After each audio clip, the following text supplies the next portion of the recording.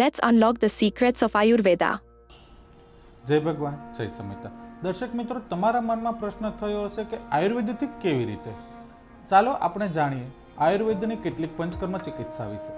First, જાનુબસ્તી. જાનુબસ્તી એટલે કે ઢીંચણના ફરતે અડદના લોટની પાળી બનાવી તેમાં ગરમ અને હુંફાળું તેલ ભરવામાં આવે છે.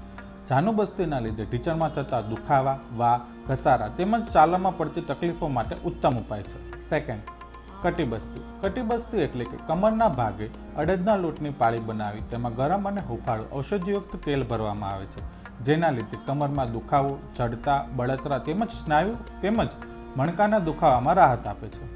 થર્ડ, ગ્રીવાબસ્તી એટલે કે ગરદનના ભાગમાં અડદના લોટની પાળી બનાવી તેમાં ગરમ અને હુંફાળું ઔષધિયુક્ત તેલ ભરી રાખવામાં આવે છે, જેના લીધે તમને પડતી તકલીફો જેવી કે ગરદનમાં દુખાવો, ખંભામાં દુખાવો તેમજ વજન ઉચકવામાં પડતી તકલીફો માટે ઉત્તમ